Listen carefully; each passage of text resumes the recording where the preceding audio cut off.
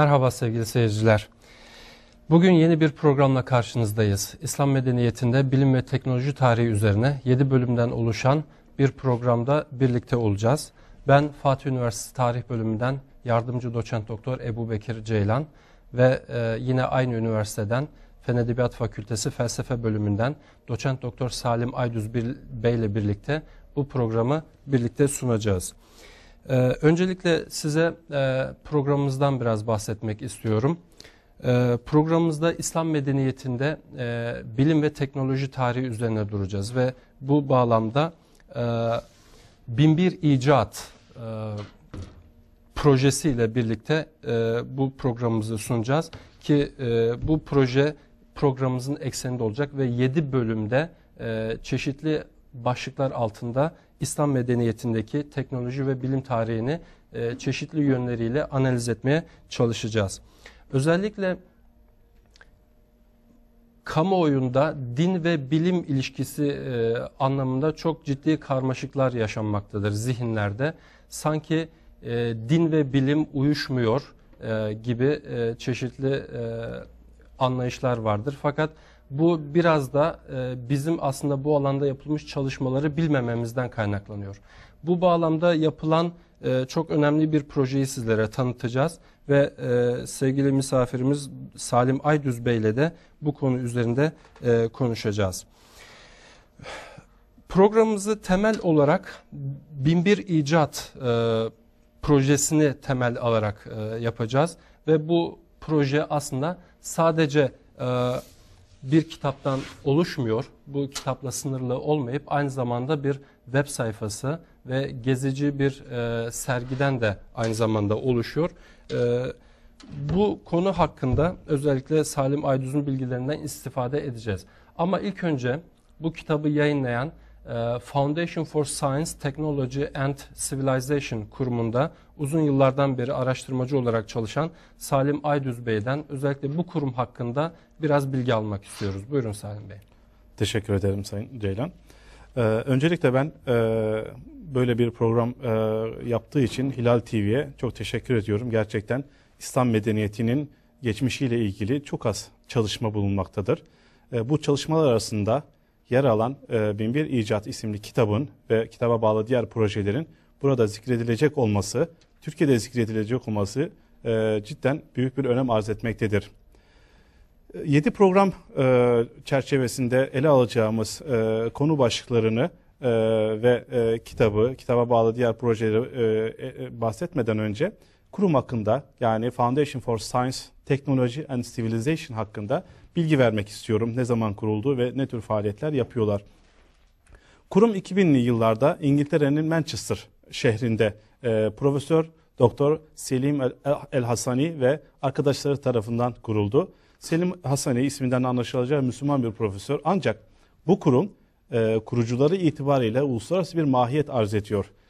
Kurucular arasında keza hepimizin yakından tanıdığı hocamız Profesör Doktor Ekmelettin İhsanoğlu da bulunmaktadır. Onun yanında İngiltere'nin ve dünyanın önde gelen profesörlerinden Profesör Charles Burnett, Emily Savage Smith Oxford'dan, Anne-Marie Brennan Londra South Bank Üniversitesi'nden, Profesör Muhammed El Gomati, Howard Firth, Paul Keeler gibi, Emily Winterburn gibi profesörler, doktorlar ve Peter Raymond gibi İngiltere'nin parlamentin, meclisinin bilimsel faaliyetler komitesinin başkan yardımcısı gibi İngiliz asıllı, gayrimüslim asıllı kimseler de bulunmaktadır.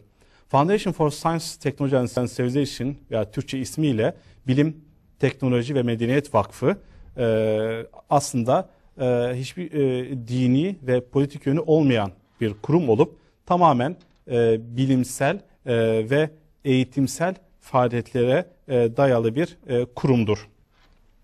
Bu proje Manchester'da başta Manchester Üniversitesi olmak üzere İngiltere'deki çeşitli kurumlar ve üniversiteler tarafından da desteklenmektedir. O açıdan uluslararası bir mahiyeti vardır. Özerk bir mahiyeti var. Yani herhangi bir resmi kuruluşa bağlı bir kuruluş değil, bir vakıfa benzeyen bir örgütlenme yapısı var anladığım Tamamen kadarıyla. bir vakıf mahiyetinde ancak üniversitelerle ve benzeri bilimsel kurumlarla işbirliği halindedir. Ve projeleri işin en ilgi çeken yanı da başta bu kitap ve sergi olmak üzere projeleri de başta İngiliz İçişleri Bakanlığı olmak üzere İngiltere'de önde gelen Wellcome Trust gibi kurumlar tarafından, Northwest gibi, Home Office gibi kurumlar tarafından da her yönüyle desteklenmektedir. Aslında yani resmi bir kuruluş demedik ama İngiltere hükümeti nezdinde de birçok girişimler olduğunu basından takip ediyoruz. Özellikle hem gerek Royal Society'deki toplantılarla gerek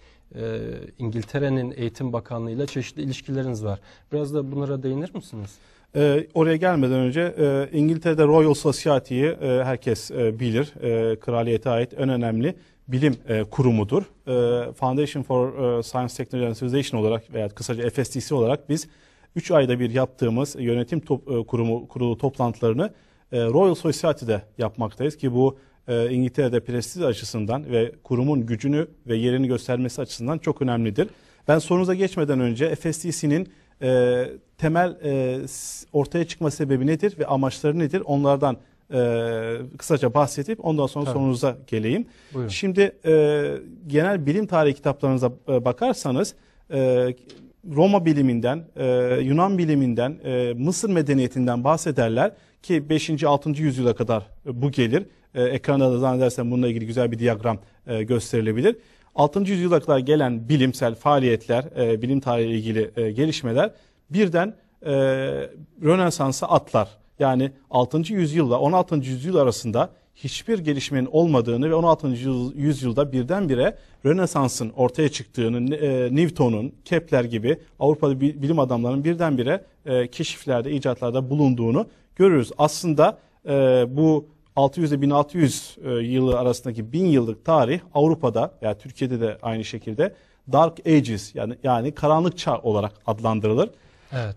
Aslında tam o Roma İmparatorluğu'nun yıkılması ve barbar istilalarıyla Rönesans'a kadarki dönem Avrupa için karanlık bir çağ belki denilebilir ama belki bizim bu 7 bölümlük programımızda bu dönemin İslam medeniyetindeki yansımaları ya da İslam medeniyetinde aynı dönemde neler oluyordu? Belki de bu sorunun cevaplarını vereceğiz. Kesinlikle. Öyle değil mi? Yani 1000 yıllık bir Avrupalı kitap tarihinden 1000 yıllık bir kayıp tarih var. Bizim temel logomuz ya da temel yaklaşım tarzımız 1000 yıllık kayıp tarih. Biz bunu ortaya çıkartmak için yani İslam bilim tarihini ortaya çıkartmak için ortaya atıldık birlikte ve bu bağlamda kitap ve benzer projelerimiz var. 4 ana projemiz var. Bunlardan birincisi önümüzde bulunan 1001 icatlar veya 1001 icat isimli kitabımız. İkinci projemiz ise etrafımızda görebileceğimiz 10 posterden oluşan poster seti. Üçüncüsü ise burada Teachers Pact olarak gösterebileceğimiz öğretmen kitabı ki bununla ilgili ayrıca bilgi vereceğim sizin sorunuz çerçevesinde. Üçüncüsü de Exhibition yani gezici bir sergi. Bunlar hakkında kitapla ilgili uzun konuşacağımız için kitabı bir kenara bırakayım. Sizin sorunuza geleyim. Aslında belki şununla da devam edebiliriz. Kitap yayınlandıktan kısa bir süre sonra Batı dünyasında özellikle büyük bir yankı uyandırdı ve kısa zamanda da ikinci baskısını yaptı. Ama kitaptan önce, kitabı çünkü detaylı bir şekilde analiz edeceğiz bölümlerini özellikle. Fakat bu proje nasıl başladı? Belki biraz ondan bahsedebilirsiniz. Yani 1975'lerde özellikle ben şöyle kitaba kısaca bir göz attığımda Lord Bowden'ın özellikle İngiltere'nin o dönemde enflasyonla mücadelesinde İslam ekonomik prensiplerinden örnekler alınabileceği yani Batı ve İslam dünyası arasındaki etkileşim anlamında güzel ifadeleri var. Belki oradan bir hareket alarak başlayan bir proje bildiğim kadarıyla. Evet, onun da etkisi var. Ön sözde bununla ilgili çok güzel bilgiler var. Ben hemen atıfta bulunmak istiyorum. Prens Charles'ın bir konuşması var bu konuyla ilgili. Diyor ki biz diyor Batı dünyası olarak İslam dünyasını tanımadığımız için onları düşman görüyoruz. Onlar da bizi yeteri kadar tanımadığı için onlar da bize karşı bir husumet besliyor. Dolayısıyla biz İslam dünyasını medeniyetimizi borç aldığımız veya medeniyetimizin temellerini oluşturan İslam dünyasını tanımamız lazım. Dolayısıyla Batı'dan bir talep var. Hakkaniyetli insanlar, gerek bilim adamları gerekse politikacılar bizden bunu istiyorlar. Dolayısıyla biz bu büyük talep karşısında bu projeyi hayata geçirmeye başladık. İlk olarak muslimheritage.com web sayfasını oluşturduk ve burada onlarca yüzlerce şimdiki sayısı 800 lira veya 900 lira ulaştı makaleler yayınladık İslam bilim tarihi sahasında ve daha sonra 2006 yılında Mart ayında bu kitabı yayınladık ve kitapla birlikte aynı anda Manchester'da 1001 İcatlar isimli sergiyi yayınladık. Şimdi kitaba bahsetmeden önce sergiden bahsedeyim. Aslında oraya geçmeden önce bir noktaya vurgulamak istiyorum. Sevgili seyircilerimiz belki bu hususa dikkat çekmemiş olabilirler. Bu proje Manchester'da başlıyor ve orada yürütülüyor. İngiltere'nin Manchester şehrinde. Manchester'ın özel bir konumu var bu anlamda. Ben de kendim master'ımı orada yaparken bulundum. Sizler de orada uzun süreler bulundunuz. Manchester sanayi devriminin başladığı şehirdir. Ve özellikle Liverpool, Manchester bu bölgeler İngiliz ve Batı dünyasının sanayileşmesinde çok önemli bir yere sahip. İlk fabrikaların, bilgisayarların ve bir sürü ilkin yaşandığı şehir. Bu anlamda bu projenin de Manchester'da başlaması çok manidar geliyor bana aslında. Evet, gerçekten öyle. Manchester bilim ve sanayi devriminin İngiltere'de ve dünyada başladığı şehir. Pek çok yenilik orada oluyor. İlk tren Manchester Liverpool arasında, ilk kanallar buralarda açılıyor. Evet. Bunları onlarca yenilik ve özellik sayabiliriz. Dolayısıyla bizim de ilginç olan yanı bu sergi Manchester Bilim ve Endüstri Müzesi'nde başladı. Yani bilim tarihinin başladığı ve o ilk aletlerin olduğu müzede başladı ve o aletlerin yanına o aletlerin kökeninin Müslüman bilim adamlarından geldiğini gösteren posterler koyduk ve ayrıca bu sergiyi de orada aynı müzenin içerisinde koyduk ve ilginç yanı 3 aylığına koyduğumuz sergi yoğun talep üzerine 3 ay daha uzatıldı ve 6 ay kaldı ve o müzenin tarihinde en çok ziyaret edilen sergi oldu. Tabi bu sergi gezici bir sergi. Aslında sergi bu büyük projenin bir parçası. Evet. Kitap, sergi, posterler, Teacher's Pack dediğiniz öğretmen el kitabı diyebileceğimiz bir şey ve bir de aslında 3 boyutlu gösterimler var. Animasyonlar. Ama şu anda müzeler sergi üzerine biraz daha yoğunlaşacak olursak daha önce nerelerde açıldı bu sergi ya da önümüzdeki günlerde, aylarda nereleri gezecek? Biraz bu konuda bilgi verirseniz çok memnun oluruz. Evet, sergide de bu bahsettiğiniz 3 boyutlu İslam bilim adamlarının ortaya çıkarttığı aletlerle ilgili güzel animasyonlar ve programlar, filmler var. Sergi ilk olarak Manchester'da başladı. 6 ay orada kaldı. Ondan sonra gelen taleplere göre Cardiff'e taşındı, İngiltere'nin Cardiff şehrine. 3 ay orada kaldı. Ondan sonra Birmingham'a taşındı. Yine 3 ay orada kaldı. Birmingham'dan Glasgow'a taşındı. 3 ay orada kaldı ve geçen hafta yani ocağın 31'inde Londra'nın Croydon şehrine taşındı ve şu anda Croydon şehrinde gösterime girdi. Muhtemelen Türkiye'ye de gelme durumu var. Tabii bu gezici sabit sergi bunun haricinde geçen 2 hafta önce Riyad şehrinde tekrar gösterime girdi ayrı ve küçük olarak. Önümüzdeki ay Mart ayında da Medine'de ve aynı anda Şarja'da, Dubai Şarja'da sergi buralarda sergilenecek ve yazında Türkiye'ye gelme durumu var. Anladım.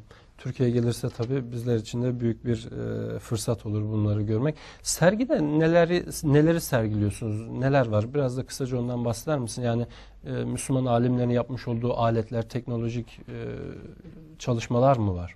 Sergi de kitapla paralel olarak 7 bölümden oluşuyor. Müslüman bilim adamlarının güncel hayatta kullandığı mesela karpıt, halı örnekleri, bunlar nasıl yapıldığı veya bazı Müslüman bilim adamlarının icat ettiği mekanik aletler, mesela suyu kaldıran, suyu pompalayan aletler nasıl çalışıyor, otomatik abdest alma makinesi, elephant clock dediğimiz fil saati, El Cezeri'nin icat ettiği o saati çalışır halde oraya koyduk. Öğrenciler geliyorlar, düğmeye basıyorlar ve çalıştırıyorlar. Bizim sergimizin en önemli özelliği interaktif olması. Yani bu gelenler çok önemli aslında çünkü kesinlikle. sanki İslam alimlerinin yaptıkları sadece kitaplarda bir tek boyutlu kalıyormuş gibi, sanki güncel hayattan uzakmışlar gibi bir algılama söz konusu. Ama siz bunları 3 boyutlu hem görsel olarak web sitesine koymuşsunuz. Oradan ben kısmen gördüm. Bir de gerçek hayata da aktarıyorsunuz. Dubai'de galiba bu filli saatin bir örneğinin Evet. projesi vardı.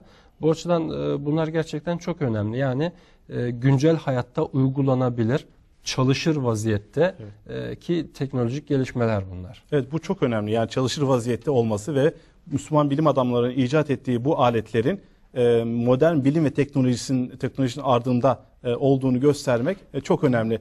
Her bir köşesinde mutlaka bir yenilik, icat ve katkı, dünya bilim ve medeniyetine katkı exhibition'da güzel bir şekilde ortaya konulmuştur. Bu sergiyi gezen gençler, özellikle Müslüman gençlerin hisleri şu oluyor. Demek ki geçmişte bizim atalarımız böyle büyük buluşlara imza atmışlar. Öyleyse biz de atabiliriz. Dolayısıyla biz gençlerimize Müslüman ilim adamlarını rol model olarak sunuyoruz. Dolayısıyla bugünkü Batı medeniyetinin veya bize yabancı medeniyetin öne sunduğu suni modeller yerine gerçek ve ideal Müslüman bilim adamları gençlerimize model olarak sunulmuş oluyor. Bu çok önemli bir nokta aslında şu açıdan. Çünkü bizler hem bir bilgi eksikliğine sahibiz ya da halkımızın önemli bir kesimi, buna bir kısım akademisyenleri de ekleyebiliriz aslında. Hem bu anlamda İslam medeniyetine yapılan bilimsel faaliyetler, teknolojik faaliyetler hakkında hem bir bilgi eksikliği var, hem de bu anlamda bir Türk halkı olarak biz özgüven eksikliği yaşıyoruz. Aslında bunları somut olarak görmek, bunların çalıştığını görmek ve bunların yüzyıllarca önce yapıldığını bilmek aslında bize o, zannedersem, eksikliğini hissettiğimiz özgüveni vermesi bakımından önemli olacaktır. Geçtiğimiz aylarda aslında Leonardo da Vinci'nin sergisi açılmıştı Türkiye'ye. Bu bağlamda Müslüman alimlerin yaptıkları ve Da Vinci'den çok daha önce yapılan bu faaliyetleri Türk halkına sergilemek tabii ki çok önemli bir husus olacak. Bizler de bunun takipçisi olacağız inşallah. Bu proje kapsamında yer alan bir husus da Teacher's Pack, yani öğretmen el kitabı diyeceğimiz bir çalışma. Bununla neyi hedefliyorsunuz? Yani öğretmenlere ya da bu çalışmaların eğitim sektörüne girmesini mi hedefliyorsunuz? Şimdi belki bütün bu çalışmaların yani kurumumuzun, vakfımızın bütün çalışmaların en büyük sonucu, hedefi ve getirisi belki bu olacak. Teachers Pack ile ortaya koyduğumuz netice. Teachers Pack neyi hedefliyor? Şunu hedefliyor. Şimdi bilim ve teknoloji dünyaya İngiltere'den yayıldı ve genişledi. Fakat şunu görüyoruz ki İngiliz okullarından mezun olan bir çocuk hiçbir şekilde İslam bilimiyle ilgili bir kelime dahi duymadan mezun oluyor. Halbuki modern Rönesans bilim ve teknolojisi az önce bahsettiğimiz gibi tamamen yani büyük ölçüde Müslümanların bilgi birikimine ve kültür birikimine dayalıdır. Fakat bunları bilmiyorlar. Yani bir Kepler uzayla ilgili teorilerini, kanunlarını ortaya koyarken kimden aldı bunları? Kendisi şey yapmadı. Bakıyoruz bütün çizimlerini, bir kısım çizimlerini İbn Şatır'dan, İbn Yunus'tan aynen almış. Evet. Yani dolayısıyla İslam medeniyeti var. Şimdi biz bu realiteleri, bilimsel gerçekleri bütün çıplaklığıyla ortaya koyaraktan şunu söylüyoruz insanlara. Bugünkü bu medeniyetin arkasında başka bir medeniyet var. Evet. Bu medeniyet kesinlikle X medeniyeti değil. Bu medeniyet İslam medeniyeti. Evet, bu çok dolayısıyla önemli. Teachers Pack'la öğretmenlere, öğrencilere bu realiteyi oyunlarla, puzzle'larla, yapbozlarla, işte bunu biliyor muydun, şu nasıldı, uyurken nasıldı, nasıl görüyoruz gibi bir kısım realiteleri güzel çizimlerle, animasyonlarla öğretme derdindeyiz. Dolayısıyla bu projemizle birlikte İngiliz hükümetine veya İngiliz Milliyetin Bakanlığı'na şunu sunuyoruz. Okulların müfredatına İslam bilim tarihi ile ilgili en azından önemli bir kısım noktaları koyalım. Ve bu konuyla ilgili aylardır, yıllardır öğretmenlerle, Milli Eğitim Bakanlarıyla, bakanlık yetkilileriyle yaptığımız görüşmeler sonucu %60-70 civarında bir ilerleme sağladık ve önümüzdeki yıllardan itibaren İngiliz okullarında ilk defa İslam'la ilgili bir konu, ders konusu müfredata girmiş olacak ki bu İngiliz tarihinde devrim niteliğinde bir şeydir. Çünkü İngiltere'den mezun olan, okullardan mezun olan insanlar İslam hakkında hiçbir şey bilmiyorlar. Evet. Sadece basından olumsuz bir şeyler duyuyorlar.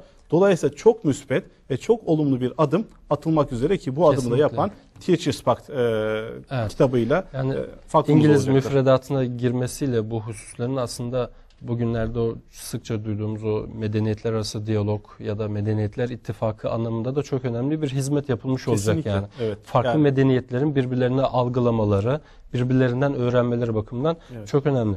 Aslında demin girişte de sizin vurguladığınız Batı ya da Avrupa'daki bu ara dönem, karanlık çağ dediğimiz bir dönemden bahsediyoruz. Genellikle dünya tarihi anlatılırken sanki Batı dünyasında bir linear progressive history dedikleri ilerlemeci bir tarih anlayışı vardır. Oysa ki Batı medeniyetindeki en önemli kesintilerden bir tanesi Orta Çağ dediğimiz dönemdir. Ve bu dönemde Batı dışı medeniyetlerin rolü çok önemli. Ve işte Endülüs Emeviler, gerek Sicilya ve Güney İtalya'daki Müslümanlar ve bu dönemin İslam prototipleri, İslam medeniyetinin temsilcilerinin bilimin batıya aktarılması anlamındaki rolleri çok önemli. Evet. Bunu önümüzdeki bölümlerde de çok daha altını çizerek vurgulayacağız. Ama müsaade ederseniz yavaş yavaş kitaba gelmek istiyorum ben biraz daha.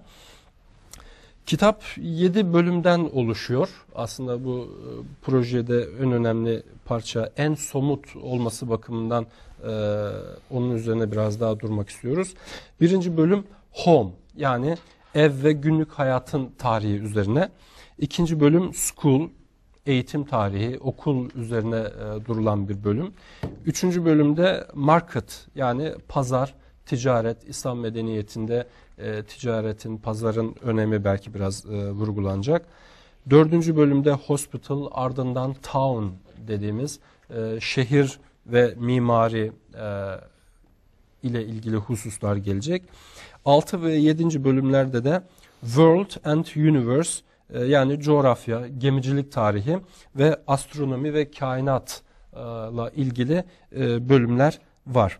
Kitabın birinci bölümüne bakarsak aslında ilk konusu home, yani evle ilgili, belki günlük hayatımızla ilgili meselelerin ele alındığı hususlar var. Belki de bizim çok daha yakinen aşina olduğumuz kahve ile başlıyor. Türk kahvesi. Aslında kahvenin tarihi, hikayesi neymiş? Belki bununla başlayabiliriz. Evet, ona geçmeden önce bir FSC'nin poster setiyle ilgili projeyi de kısaca bahsedeceğim. Çünkü Buyurun. konunun başıyla da bağlantılı olacak. Yani birinci posterimiz aslında onunla ilgili. Birinci posterimiz Home'la, evle ilgili. FSC'nin bu 3 projesi haricinde dördüncüsü de poster setidir. 10 tane posterimiz var. Birincisi İslam dünyasında Discover the Muslim Scientific Heritage in Our World, yani İslam dünyasında nerelerde ne tür aktiviteler, ne tür icatlar, ne tür bilim adamları ortaya çıktı, neler icat edildi onu gösteren bir dünya haritası ve objeler var. İkincisi tarihi kronoloji içerisinde ortaya konulan icatlar, o da gösterilebilir. Üçüncüsü de Müslüman bilim adamları, scholars şeklinde yine olması lazım poster olarak. Orada da yeni Müslüman bilim adamların yeni çizilmiş bir kısım animasyonları vardır. Diğer 7'si de kitabın 7 bölümünden çıkartılmış poster. Birinci poster üzerinde ben durmak istiyorum. Ev veya yaşadığımız hayat üzerine. Öncelikle günlük hayatla ilgili. Günlük hayatla ilgili. Zaten bizim kitabın yazılış tarzı da mikrodan makroya doğru, en küçükten en büyüğe doğru, yani evden başlıyor kainata kadar giden bir aslında şey var. Biraz sanki basitten daha komplekse doğru. Bir bakıma yani evet. O şekilde küçükten büyüğe doğru. Şimdi her bir posterde ortada bir balon var. Orada biliyor muydunuz şeklinde bir soru var. Ondan sonra kitabın bu bölümünün çarpıcı kısımla ilgili küçük anekdotlar var. Buradaki ilk soru, biliyor muydunuz sorusu, İbn Heysem'in görme sistemiyle ilgili bilgileri doğru şekilde ve ilk defa ve en önemlisi deneye dayalı olaraktan, ki Müslüman bilim adamları en çok bu şekilde suçluyorlar. Hiçbir şekilde deneysel çalışma yoktu. Tam tersi İbn Heysem'le birlikte çok erken yüzyıllardan itibaren deneme ve laboratuvar kullanma sistemi Müslümanlarla başlıyor. Ve hemen söylemek gerekirse kameranın, gerçi ileride bahsedeceğiz, kameranın icadı, görmenin nasıl olduğu konusu ilk defa ve bilimsel olarak İbn Heysem tarafından ortaya konuluyor. Bu husus önemli aslında, çünkü İslam dünyasında genellikle ilimlerin nakil yoluyla ve sanki kulaktan kulağa geçtiği yönünde bir şey var. Aslında akli yöntemlerin ya da deney gibi yöntemlerin sanki hiç kullanılmadığı, bilinmediği şeklinde bir ne diyelim algılama söz konusu. Ama bunların İbn Heysem dediğimiz yanılmıyorsam 1300'ler, 1200'lerden bahsediyoruz. 13. yüzyıl, evet. 13. yüzyıldan bahsediyoruz. Dolayısıyla çok erken tarihlerden itibaren bunların aslında kullanıldığını biliyoruz. Evet. Posters ile ilgili işte öne çıkartılan hususlar işte El Cezer'in icat ettiği fil saati, temizlik konusu ve fizik konusu ve kahve. Sizin konunuzda, kitabımızın birinci konusu kahve konusundan bahsedelim. Herhalde evinde kahvesi olmayan insan hemen hemen yoktur. Kendisi içmese bile misafirlerine ikram edeceği bir kahvesi olabilir. Ki kahve bölümünün ilk paragrafında günde ortalama 1,6 milyar kap kahve içirdiği, fincan kahve içirdiği istatistiklere göre az çok belirlenmiş ki bu büyük bir şey.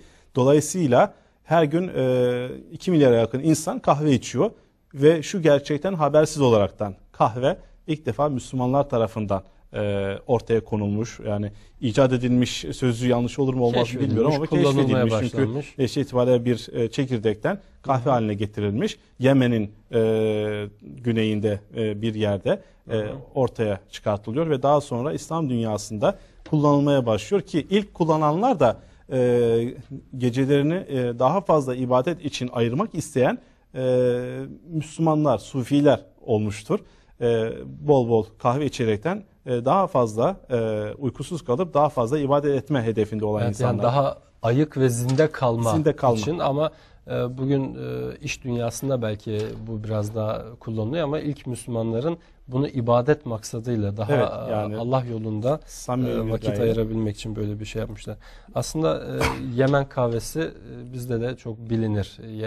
Ama burada önemli olan bir husus, yanılmıyorsam 17. yüzyılın ortalarına kadar Batı Avrupa'da kahvenin bilinmemesi. Evet. Ve yine Batı dünyasına Müslümanlar üzerinden geçmesi. Bu da önemli bir husus tabii ki. Yani kahve ile ilgili belki şunlar söylenebilir. Tabii Yemen taraflarında ilk defa icat ediliyor. Bulan kişinin ismi de Halit olarak söyleniyor. Bu zaten bulmasından zor. Yemen'de ve Suudi Arabistan Yarımadası'nda yaygınlaşıyor ve oraya hac için giden Türklerle beraber Anadolu'ya geçiyor. Anadolu'da 16. yüzyılda biliyorsunuz kahve çok yaygınlaşmaya başlıyor. Kahve evleri açılmaya başlanıyor. Zaman zaman kapatılıyor. Girişi biraz sıkıntılı oluyor. Sonra 16. yüzyılın ortalarına doğru yaygınlaşıyor ve legalize hale geliyor. Ve ancak 1680'lerden sonra yani 2. Viyana kuşatmasından sonra Türklerin bir kısım ağırlıklarını orada bırakmasından sonra kahve çekirdeğini Avrupalılar görüyorlar ve bunu kötü bir şey olarak zannediyorlar.